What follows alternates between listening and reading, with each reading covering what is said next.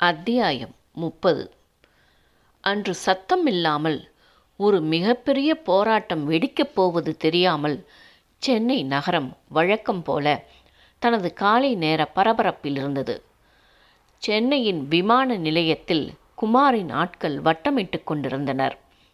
வரப்போகும் புள்ளிகளை சந்தித்து அவர்களுக்கான இடத்தில் விட்டுவிட்டு மாலை சந்திக்க வேண்டிய இடத்திற்கான தகவலை தெரிவிப்பதற்காக தயாராக காத்திருந்தனர். சுமார் 8 மணி அளவிலிருந்து ஒவ்வொரு விமானமாக வர வர அவன் எதிர்பார்த்தவர்கள் வந்திறங்க ஆரம்பித்திருந்தனர்.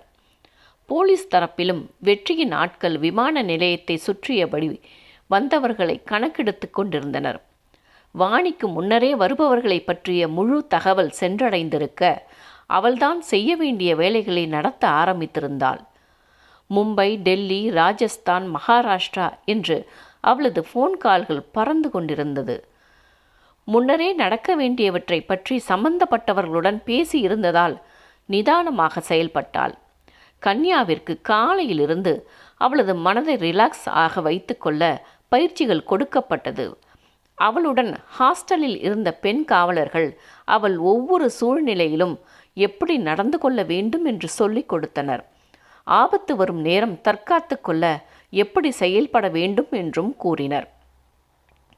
சூர்யாவிற்கும் சரியாக சூழ்நிலைகளை கையாள வேண்டிய முறைகளை சொல்லிக் கொடுத்தனர்.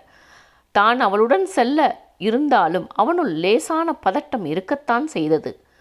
ஜோவின் முடிவை பார்த்த பின்பு கன்யாவை எந்த சூழலிலும் விட்டுவிடக்கூடாது என்கிற உறுதி எழுந்தது. தன்னை மீறியும் அவளுக்கு ஏதாவது நேர்ந்து விட்டால் என்ன செய்வது என்கிற எண்ணம் அவன் மனதை அழுத்தமாக தாக்கி கொண்டிருந்தது. வெற்றியும் அவனது குழுவினரும் எந்தவித பதட்டமும் இல்லாமல் மிக நிதானமாக இருந்தனர். அவர்கள் இதுபோல பல நிகழ்வுகளை சந்தித்ததால் வந்த அமைதி சூர்யாவிற்கும் கன்யாவிற்கும் ஒருவரோடு ஒருவர் பேசி மனபாரத்தை குறைத்து கொள்ள ஆசை. ஆனால் அது முடியாமல் போகவே இருவரின் எண்ண அலைகளும் அடுத்தவரை தேடியது. மனதால் பேசிக்கொண்டனர். அனைத்து பயிற்சிகளையும் முடித்து கொண்டு அவளை சற்று நேரம் ஓய்வாக இருக்க கூறினார்கள். தனது படுக்கையில் சென்றமர்ந்தவளின் எண்ணம் சூர்யாவையே சுற்றி இருந்தது. உன்னை முதல்ல பார்த்தப்ப உன் மேலே இத்தனை காதலை வைப்பேன்னு நினைக்கலடா. உன்னை சீண்டி பார்க்கத்தான் நிறைய வேலைகளை செஞ்சேன். தவிர இப்படி உன் மேலே பைத்தியமாவேன்னு கொஞ்சம் கூட நினைக்கல. இதோ இந்த நிமிடம் என் மனசு உன்னை தேடுது.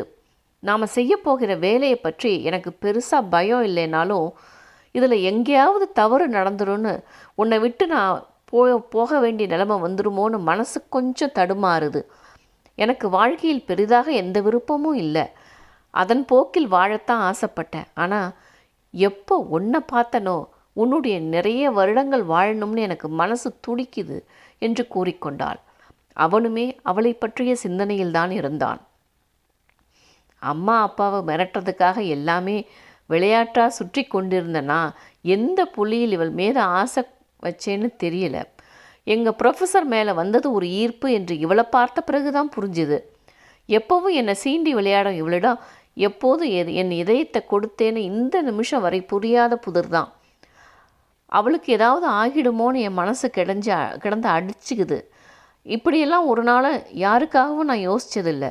யாருக்காகவும் கடவுள்கிட்ட நான் வேண்டினதில்லை. ஆனால் இவளுக்காக இந்த நிமிஷம் வேண்டிக்கிறேன். அவளுக்கு எந்த பாதிப்பும் இல்லாமல் இந்த பிரச்சனையிலிருந்து மீண்டு வர வேண்டும் என்று வேண்டிக் கொண்டான். அதே நேரம் சித்தார்த்தின் தந்தையின் முன் நின்றிருந்த அவரது பிஏவின் முகத்தில் லேசான பயம் இருந்தது. சார், தம்பி நம்ம ஈசிஆர் ஃபார்ம் ஹவுஸில் ஏதோ பார்ட்டி ஏற்பாடு பண்ணியிருக்காப்புல. அதுக்கு வெளி மாநிலத்தில் இருந்தெல்லாம் ஆட்கள் வந்திருக்காங்க. அதில் ஏதோ தப்பாக தெரியுது சார் என்றார். அவரை நிமிர்ந்து பார்த்த அமைச்சர், யோ, இந்த வயசு பசங்க அப்படித்தான் இருப்பானுங்க, இதை போய் பெருசாக எடுத்துக்கிட்டு என்றார் எரிச்சலாக. இல்லை சார், இது ஏதோ பெரிய விஷயம் போல தெரியுது சார் என்றார் தயக்கமாக. அவரை முறைத்து, என்னையா பெரிய விஷயம்?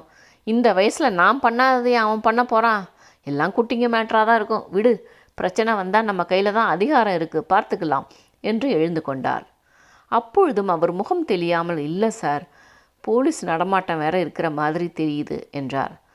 நம்மளை மீறி அவனுங்க என்ன பிடுங்கிட முடியும்? சித்துக்கிட்ட வேணால் சொல்லி வை என்று கூறிவிட்டு தன் வேலை முடிந்தது என்று கிளம்பிவிட்டார்.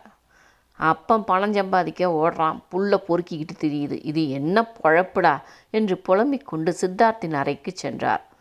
கதவை தட்டிவிட்டு அறைவாசலில் 10 நிமிடம் நிற்க அப்போதும் கதவு திறக்கவில்லை. மீண்டும் வேகமாக கதவை தட்ட அறைக்குள் காலடி தடம் கேட்டது. பின்பு மெல்ல கதவு திறக்கப்பட்டது. கதவு திறந்ததும் அங்கிருந்த நிலையைக் கண்டு 1 நிமிடம் அதிர்ந்து நின்றார். அறை முழுவதும் புகை மண்டலமாக இருக்க தள்ளாடியபடியே கதவை பிடித்து கொண்டு முழு போதையில் நின்றிருந்தான். தம்பி, இன்னைக்கு ஈசிஆரில் பார்ட்டி, அழுக்கு என்ன, நீங்கள் போகாதீங்க, அங்கே ஏதோ தப்பாக நடக்க போகுது. அவரை முறைத்தவன், நான் போயே ஆகணும் என்றான் தள்ளாட்டத்துடன். வேண்டாம் தம்பி, அந்த கேஸுக்கு இடத்த கொடுத்ததே தப்பு. இப்போ நீங்களும் அங்கே போனால் பெரிய பிரச்சனை ஆகும். அதோட போலீஸ் வேற நோட்டமிடுறாங்க. அதனால் நீங்கள் அங்கே போகாதீங்க என்றார். சற்று முன்னே வந்து அவர் தோளில் கையை போட்டுக்கொண்டு அவர் மீதே முழு பாரத்தையும் போட்டவன், என்றான் லேசாக கண்ணெடுத்து. அவனது வெயிட்டை தாங்காதவர் அங்கிருந்த சுவற்றில் சாய்ந்து கொண்டு, நான் சொல்கிறத கேளுங்க தம்பி, அங்கே போகாதீங்க என்றார் மூச்சிரைத்தபடி. அவரின் முகத்தருகே குனிந்து உதட்டில் கை வைத்து என்று கூறிவிட்டு உள்ளே சென்று கதவடைத்து கொண்டான். அதுவரை அவன் பாரத்தை தாங்கி வழியில் நின்றவர் அவன் உள்ளே சென்றதும் கடுப்பாகி, சோறு போடுற வீட்டுக்கு துரோகம் பண்ணக்கூடாதுன்னு சொன்னேன், எக்கெடுங்கெட்டு போடா, உன்ன மாதிரி ஒருத்தன் இருக்கிறதுக்கு இல்லாமலே போகலாம் என்று கடுப்படித்து விட்டு அங்கிருந்து சென்று விட்டார். போலீஸ் நடமாட்டம் பற்றி சித்தார்த்திடம் சொன்னது அவன் மனதில் சுத்தமாக நிற்கவில்லை. அது அவர்களின் துரதிர்ஷ்டம். கேசியோ அங்கு மிகுந்த கவனத்துடன் ஒவ்வொன்றையும் செய்து கொண்டிருந்தான். இந்த முறை எந்த பிரச்சனையும் இல்லாமல் அனைத்தும் நன்றாக நடந்து அனைவரையும் பத்திரமாக அவரவர் இடத்திற்கு திருப்பி அனுப்புவது அவன் கடமை.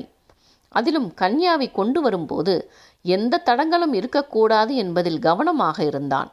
நடக்க வேண்டியவர்களை ஏற்பாடுகளை கவனித்தவனுக்கு போலீஸ் நடமாட்டத்தை கண்டறிய நேரமில்லாமல் போனது. சித்தார்த்தின் தந்தை தங்களுக்கு உதவிக்கு இருக்கிறார் என்கிற அலட்சியம் கூட அதன் காரணமாக இருக்கலாம். எது வந்தாலும் அமைச்சரை வைத்து தப்பித்துக் கொள்ளலாம் என்று கணக்கு போட்டிருந்தான். சுமார் 4 மணி அளவில் பூஜாவிற்கு அழைத்தான் கேசி. அவளிடம் மிக சாதாரணமாக பேசியவன் மெதுவாக அன்று பார்ட்டிக்கு தான் தேர்ந்தெடுத்திருக்கும் இடத்தையும் விலாசத்தையும் கூறினான். ஏன் கேசி, பார்ட்டி பண்ண போகிறது நீயும் நானும் மட்டும்தான், அதுக்கு எதுக்கு ஃபார்ம் ஹவுஸு? உனக்கு பெஸ்ட்டு பிளேஸில் கொடுக்கணும்னு நினச்சேன் பூஜா.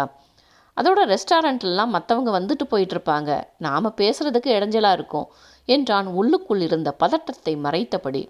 அவளோ, எனக்கு அவ்வளோ தூரம் வர்றது கஷ்டம் கேசி, அதுவும் பார்ட்டி முடிஞ்சு திரும்பி வர ரொம்ப லேட் ஆகிடும் என்று விடாப்படியாக மறுத்தாள்.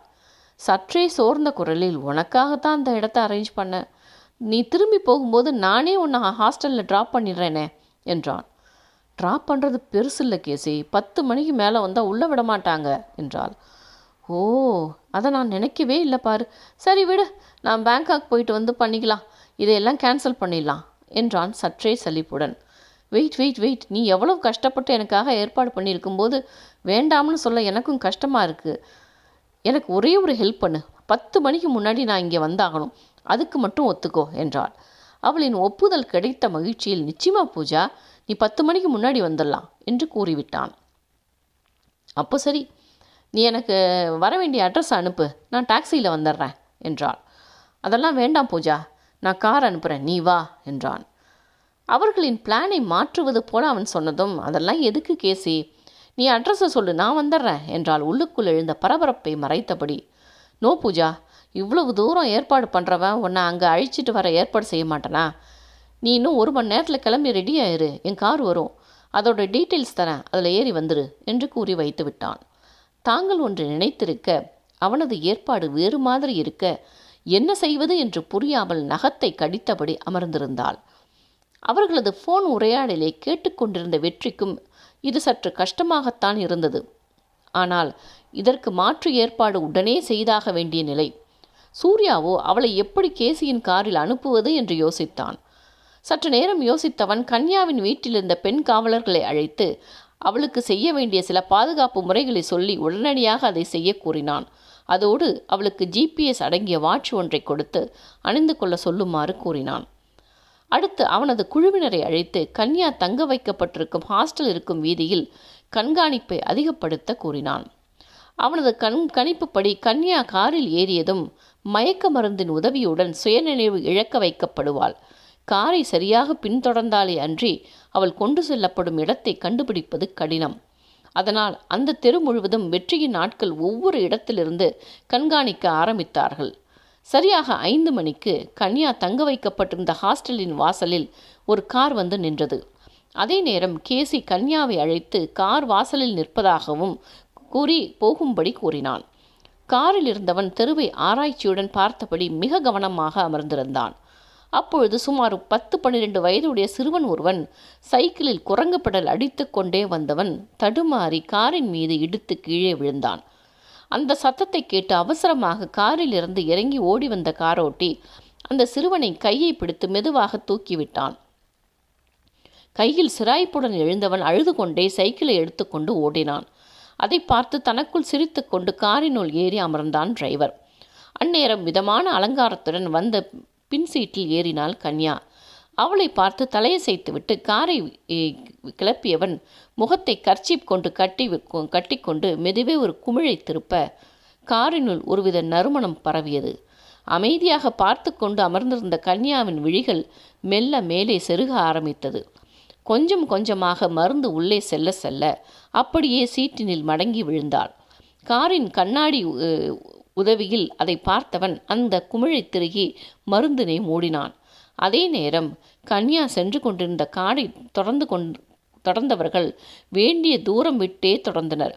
சைக்கிளில் சென்று காரின் மீது விழுந்த பையன் காரின் அடியில் GPS கருவியை பொருத்தியிருந்தான். அதனால் கார் சரியாக எந்த பாதையில் செல்கிறது என்று அவர்களுக்கு தகவல் வந்து கொண்டிருந்தது. சூர்யாவும் அந்த காரில் இருந்தான். அவனுடன் சேர்த்து மொத்தம் 3 பேர் அவள் சென்ற காரை பின்தொடர்ந்தனர். கேசியின் அறிவுறுத்தலின்படி தங்களது காரை எவரும் பின்தொடர்கிறார்களா என்று கவனித்து கொண்டே சென்றான் அந்த டிரைவர். சுமார் 3/4 மணி நேர பயணத்திற்கு பிறகு அந்த ஃபார்ம் ஹவுஸை அடைந்தது கன்யா இருந்த கார். அந்த தெரு முழுவதும் ஆங்காங்கே பீமசேனர்கள் போல ஆட்கள் வட்டமிட்டு கொண்டிருந்தனர்.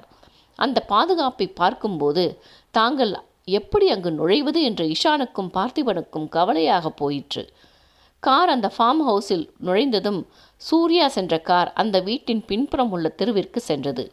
அங்கும் ஆங்காங்கே ஆட்கள் நின்றிருந்தனர். காரில் இருந்தபடியே வெற்றிக்கு அங்குள்ள நிலவரத்தை எடுத்து கூறினர். அவன் மிக கவனமாக கேட்டுவிட்டு சற்று நேரத்தில் அழைப்பதாக கூறினான். சுமார் 10 நிமிடங்களுக்கு பிறகு அழைத்தவன் அவர்கள் இருந்த தெருவில் அந்த வீட்டின் பக்கத்து வீட்டிற்குள் செல்லுமாறு கூறினான். அங்கு அவர்களுக்கு அனுமதி கிடைக்கும் என்று கூறி அடுத்து அவர்கள் செயல்பட வேண்டிய முறைகளை கூறிவிட்டு தானும் அரை மணி நேரத்தில் அங்கு வந்து விடுவதாக கூறி வைத்தான். அவன் கூறியதைப் போல காருடன் அந்த பக்கத்து வீட்டின் வாசலுக்கு செல்ல வாசல் கதவு உடனடியாக திறந்து கார் உள்ளே நுழைந்ததும் மூடிக்கொண்டது.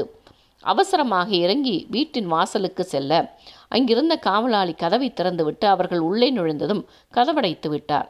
மெல்ல வீட்டை ஆராய்ந்து கொண்டே சென்றவர்களுக்கு ஒன்று புரிந்தது. அது யாரோ ஒரு பெரிய புள்ளியின் விடுமுறை வாசஸ்தலம். அதனால் ஆட்கள் யாரும் இல்லாமல் இருந்தாலும் சுத்தமாக வைக்கப்பட்டிருந்தது. மெல்ல மாடிக்கு சென்றவர்கள் ஒவ்வொரு அறைக்கதவாக திறந்து பார்த்துவிட்டு சரியாக கன்யா சென்ற வீட்டின் பின்புறம் தெரியும் ஜன்னல் இருந்த அறைக்குள் சென்று ஆராய ஆரம்பித்தனர். உயர்ந்த காம்பவுண்டை தாண்டி உள்ளே தெரிந்த காட்சியில் அதிர்ந்து விட்டனர். கிட்டத்தட்ட 50 ஆட்களுக்கு மேல் வீட்டை சுற்றி காவல் இருந்தனர். அவர்களை தாண்டி உள்ளே செல்வது என்பது நிச்சயம் பெரிய சாதனைதான்.